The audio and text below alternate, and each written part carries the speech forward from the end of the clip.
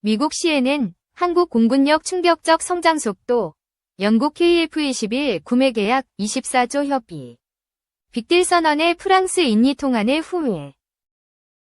양산에 돌입한 한국형 전투기 KF-21에 향후 국산 엔진이 사용될지 관심이 쏠린다. 현재는 미국 제너럴 일렉트릭사의 F141 엔진이 사용되는데 향후 수출 확대와 운용 비용 축소 등을 위해선 국산화가 필요하다는 목소리가 나온다. 16일 업계에 따르면 정부와 업계는 15,000파운드급 이상을 목표로 항공 엔진 개발을 추진하고 있다. 이르면 연말까지 첨단 항공 엔진 개발에 대한 구체적 로드맵이 나올 것으로 기대된다. 한화에어로스페이스 012450와 두산에너빌리티 034020는 각각 항공 엔진 개념 설계안과 개발 전략을 제출했다.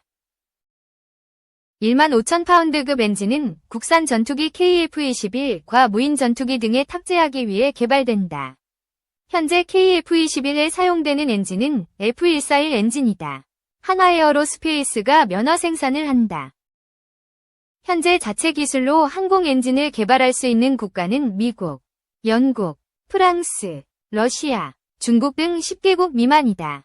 그만큼 개발이 쉽지 않다.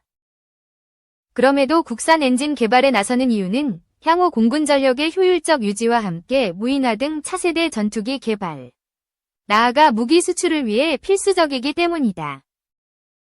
전투기는 구입 비용과 함께 막대한 운용 비용이 들어간다. 통상 초기 도입비는 30%에 불과하고 유지보수 비용이 70%에 달하는 것으로 알려졌다. 최신 기종인 F-35A의 경우 1대당 연간 운용비가 47억 원에 이르는 것으로 전해진다. 국산화가 되지 못하면 부품비와 수리비 부담이 커질 수 있다. 전투기 핵심 부품 수리 시 전투기가 미국으로 건너가야 하는데 이 경우 공군력 공백도 발생한다. 정비에 1년 이상 걸릴 때도 있다. 국산화가 된다면 정비 비용 절감과 함께 안정적인 전투력을 유지할 수 있다. 전투기 개발 사업에서도 국산화는 중요하다. 21세기에 개발된 유일한 4.5세대 전투기인 KF-21은 앞으로 높은 수준의 스텔스 기능을 갖춘 5세대. 유무인 복합 운영이 가능한 6세대로 진화적 개발을 이어가도록 개발됐다. 하지만 국산 엔진이 없으면 진화적 개발 자체가 불투명해진다. 미국은 스텔스 전투기 탑재용 엔진을 판매한 적이 없다. 또한 무인 전투기는 전투기가 아닌 미사일로 규정돼 미사일 기술 통제 체제 등에 따라 엔진의 수입 수출이 엄격히 통제된다. 미국이 이를 이유로 수출하지 않을 가능성이 높다. KF-21의 수출 경쟁력 악화도 우려된다. 글로벌 방산 시장에서 KF-21의 경쟁 모델은 미국의 F-16, F-15EX 등이다.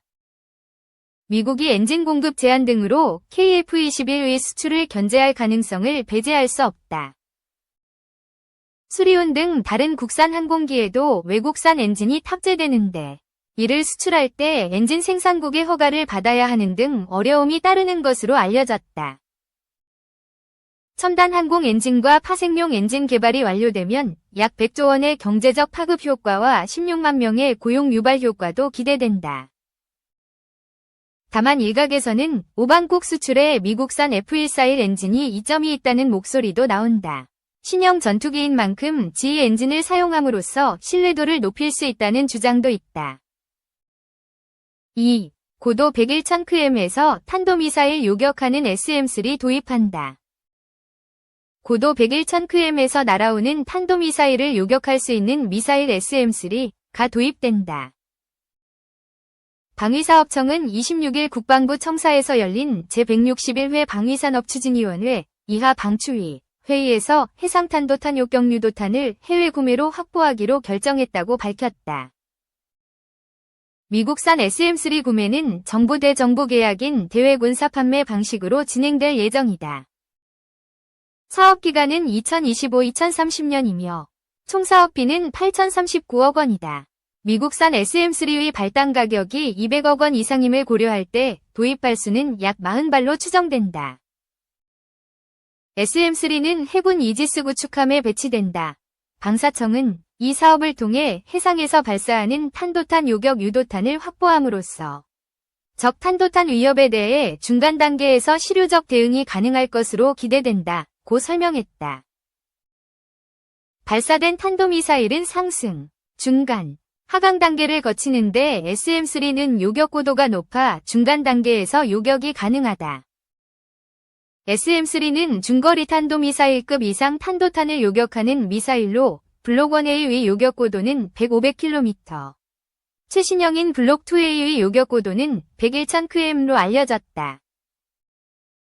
요격 고도 40km 이하인 패트리엇과 MSAM, 요격 고도 40-70km인 사드와 LSAM에 이어 요격 고도 100km 이상인 SM-3도 도입해 북한의 핵미사일 위협에 대응한 다층 방어 체계를 구축한다는 게 군 당국의 구상이다.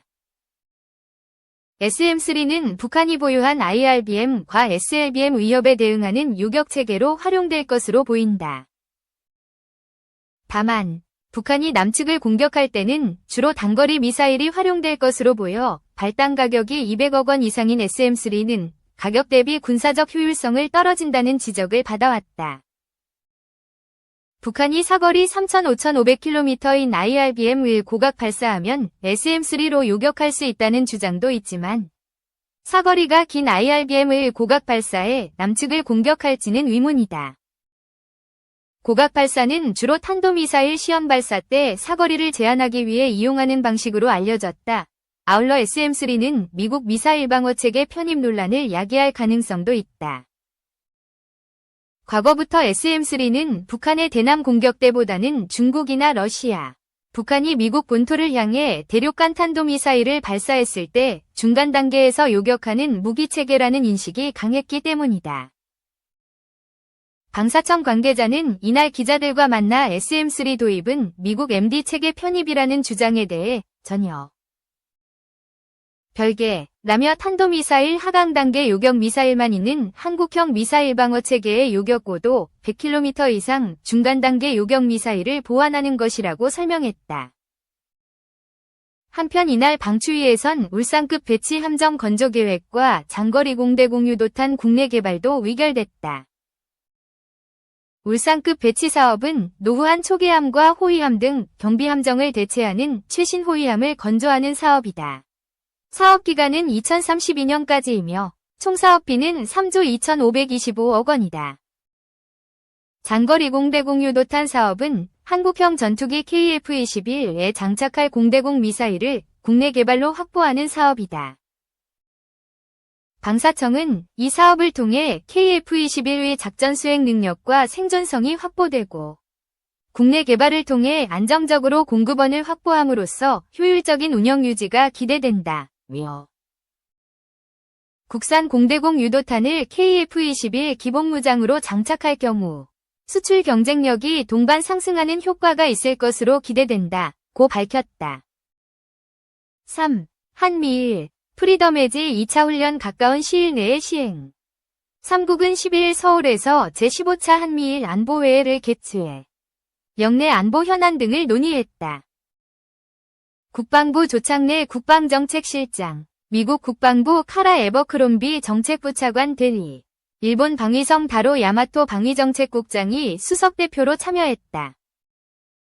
3국 대표는 7월 한미일 국방부 장관이 서명한 한미일 안보협력 프레임워크 협력각서가 3국 안보협력을 체계적 안정적으로 추진하는 기반이라는 것에 뜻을 함께했다.